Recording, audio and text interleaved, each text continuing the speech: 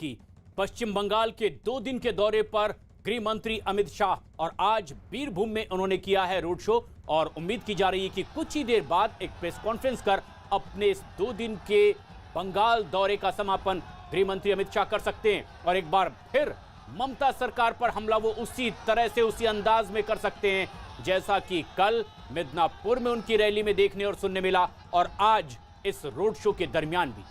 Road show की ये तस्वीरें आप देख रहे हैं, कुछ देर पहले की ये तस्वीरें जो पश्चिम बंगाल के बीरभूम की सड़कों पर दिखाई दी। जबरदस्त जन सैलाब अमित शाह के स्वागत के लिए सड़कों पर उतरा दिखाई दिया। बड़ी तादाद में लोग सड़कों पर उतरे और जय श्री राम के नारे लगे।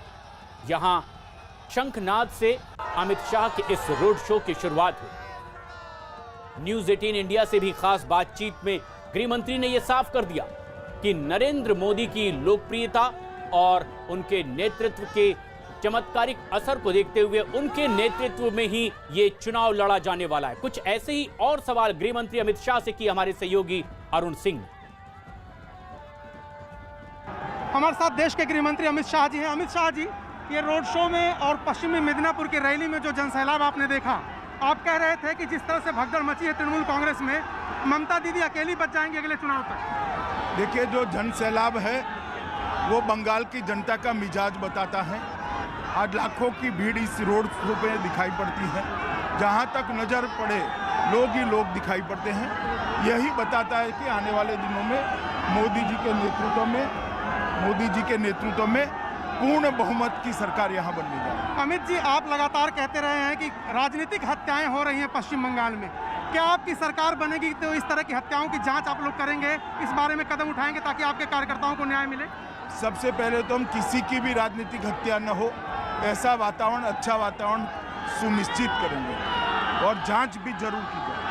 सर, कितने और नेता संपर्क में हैं तृणमूल कांग्रेस के? क्योंकि आप कह रहे थे भगदड़ की स्थिति है तृणमूल कांग्रेस में और 6 विधायक, एक शुभेंदु अधिकारी को आपने ज्वाइन भी करवा लिया। मेरे साथ कोई संपर्क नहीं। अच्छा सर, एक सवाल मेरा यह है कि कई राज्यों में आप मुख्यमंत्री का चेहरा प्रोजेक्ट करते हैं, कई में नहीं करते हैं। क्या यहाँ का चुनाव प्रधानमंत्री नरेंद्र मोदी के चेहरे पर ही होगा या लोकल लीडरशिप भी आप आगे करेंगे? पार्लियामेंट्री बॉडीज पर उचित निर्णय करें। सर, आपके कई नेताओं ने कहा कि सिटीजनशिप अमेंडमेंट एक्ट जनवरी से लागू करेंगे पश्चिम बंगाल में, इस बारे में सर गृह मंत्री भी हैं। और ये कुछ देर पहले की तस्वीरें भी है जो हम अपने दर्शकों को दिखा रहे हैं।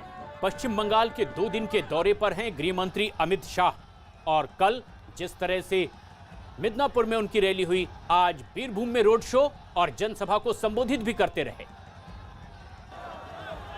मेरे साथ बोलिए, भारत माता की, भारत माता की, भारत माता की, जय श्री राम, जय श्री राम, जय जय श्री राम। आज धौलपुर के ऐतिहासिक रोड शो के अंदर उपस्थित आयोजकों को मैं मनपूर्वक नमस्कार भी करता हूं और भारतीय जनता पार्टी की ओर से आप सभी का आभार भी व्यक्त करता हूं। भारतीय जनता पार्टी का अध्यक्ष रहते हुए मैंने ढेर सारे रोड शो देखे हैं, करे हैं और ढेर सारे रोड शो को आयोजित भी किया है। मगर आज कहना चाहता हूं कि आज के जैसा रोड शो मैंने मेरे जीवन में नहीं देखा। और ये जो रोड शो आज दिखाई पड़ता है वो बंगाल की जनता का नरेंद्र मोदी जी के प्रति जो प्यार और विश्वास है उसको बंगाल की जनता का जो ममता दीदी के प्रति गुस्सा है उसको दिखाता है। और मालूम पड़ता है कि बंगाल की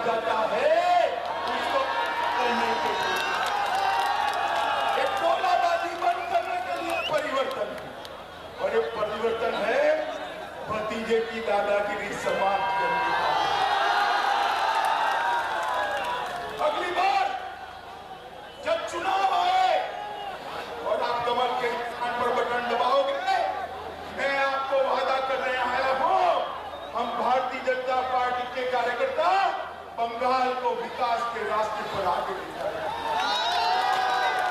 ये बंगाल को टैगोर के स्वप्न का बंगाल बनाएंगे, सुभाष बाबू के स्वप्न का बंगाल बनाने का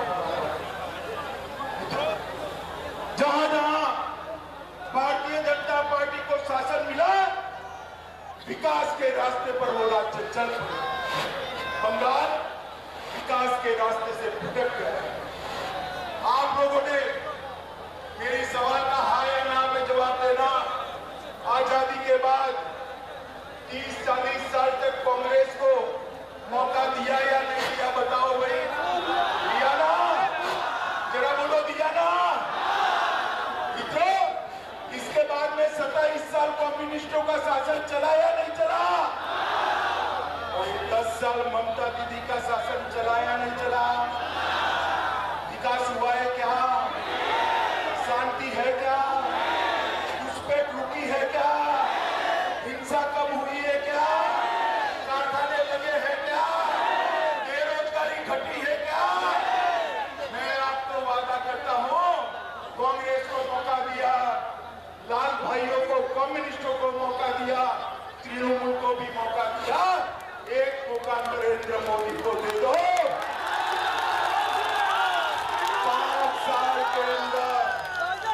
5 साल के अंदर हम सोनार बांग्ला बनाकर मुझे बताइए भोजपुर वालों, कमल के निशान पर बटन दबाओगे ना? ममता सरकार उखाड़ फेंकोगे ना? तृणमूल कांग्रेस को उखाड़ फेंकोगे ना?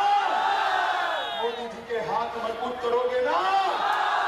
तो मेरे साथ दोनों हाथ उठाइए, विजय के विश्वास की मुट्ठी बीचे और प्रचंड आवाज से बोलिए, भारत माता की, भारत माता की, भारत माता की, वंदे मातरम। सभी का मुझसे बहुत बहुत धन्यवाद, प्रणाम। वंदे मातरम का संगीत और नारा गूंजा पश्चिम बंगाल के बंकिम चंद्र चट्टोपाध्याय का लिखा ये वही गीत। लेकिन इसी धरती पर हमारे सहयोगी अरुण सिंह मौजूद हैं। अरुण, आज आप उस धरती पर मौजूद हैं जो तकरीबन 43 साल कम्युनिस्टों का गढ़ रहा, बोलपुर में, जहां से कई बड़े नेता आए, उसके बाद ममता बनर्जी, और अब उसी जगह को अपने इस रोड शो के लिए चुनना, किस तरह का संदेश देने की कोशिश अमित शाह की ओर से? देखिए, ये हिम्मत भरा काम भी है बीजेपी जैसी पार्टी के लिए, जो 2 साल पहले तक राज्य में एक बड़ी फोर्स नहीं मानी जाती थी, हाशिए पर खड़ी थी। अगर वो पहले लेफ्ट का गढ़ रहे और अब ममता बनर्जी के गढ़ में अगर रोड शो करने की बात कहती है, रैलियों की बात कहती है, तो जाहिर सी बात है कि हिम्मत का भी काम है कि वहाँ पर उतनी संख्या में लोग जुटा पाना किसी भी पॉलिटिकल पार्टी के लिए मुश्किल का काम होता है। लेकिन भारतीय जनता पार्टी का जो रोड शो था अमित शाह का, वो जैम पैक्ड था, और अगर सड़क के दोनों तरफ आप देखिए तो लोग ही लोग दिखाई दे रहे थे। और वो बोलपुर की बात है, पश्चिमी मेदिनीपुर में भी जब हमने देखा था, कल एक रैली की थी अमित शाह ने, जहां पर शुभेंदु अधिकारी शामिल हुए थे, वहां पर भी बड़ी संख्या में लोग आए थे, पूरा कॉलेज का मैदान भर गया था, बल्कि बाहर भी लोग थे। तो बीजेपी पश्चिम बंगाल में धीरे धीरे ही सही, पिछले लोकसभा चुनाव से 18 सीटें जीतने के बाद बहुत तेजी से आगे बढ़ रही है, और आज सत्ता के प्रबल दावेदारों में से एक दिखाई दे रही है। बिल्कुल। और बोलपुर में जब ये रोड शो हो रहा था, तो जो धरती लगातार 43 साल कम्युनिस्टों के कब्जे में रही, और यहां अब पिछले 2014 से ममता बनर्जी की पार्टी का कब्जा है, वहां रोड शो के दौरान पश्चिम बंगाल बीजेपी प्रभारी कैलाश विजयवर्गीय से जब हमारे सहयोगी अरुण बात कर रहे थे, तो उन्होंने इस रोड शो के मायने भी बताए। हम आपको ये जो जनसैलाब ये दिखा रहा है कि ममता जी कि आपकी पार्टी कई नेताओं ने किया जाएगा, आपको लगता है पश्चिम बंगाल में लागू करने का समय आ गया है? देखिए, राज्य सरकार के सहयोग बिना संभव नहीं है, पर उसके बाद भी हमारा कमिटमेंट है, हम लागू करेंगे। और हमारे गृह मंत्री ने कहा कि अगर राज्य सरकार सहयोग नहीं देगी तो हम सेंट्रल एजेंसी से लागू करवाएंगे, तो लागू मेरा सर गतिरोध बना हुआ है, इस पर क्या कहेंगे? संघीय ढांचे में जो राज्य के अधिकार हैं और जो केंद्र के अधिकार है उसका पालन ममता जी को करना चाहिए। मैं समझता हूँ जितने भी इंडियन सर्विसेज के लोग होते हैं उनके अपॉइंटी अथॉरिटी होती है, इसलिए वो ट्रांसफ़र कर सकती है अधिकार। अब ममता जी भारत के संविधान को नहीं माने, कोई बात नहीं, जनता आने वाले विधानसभा चुनाव में उन्हें भारत का संविधान भी समझा देगी। बीजेपी का दावा है कि ये तो बदलाव की बयार है जो जनसैलाब की शक्ल में पश्चिम बंगाल में सड़कों पर दिखाई दे रही है। और उत्साह बीजेपी के नेताओं और कार्यकर्ताओं का इसलिए भी बढ़ा हुआ है क्योंकि अमित शाह जब सड़क पर उतरे हैं ममता का किला फतेह करने के लिए, तो बड़ी तादाद में बंगाल की जनता का उन्हें समर्थन भी मिल रहा है। और ना सिर्फ जनता बल्कि जो बड़े सिपह सालार ममता बनर्जी के पाले में थे, उनके मंत्रिमंडल में थे, वो अब पाला बदलते जा रहे हैं, ममता बनर्जी का साथ छोड़ रहे हैं। और दावा तो बीजेपी की ओर से यहां तक किया गया, खुद अमित शाह ने कह दिया कि चुनाव आते आते ममता दीदी अकेली रह जाएंगी।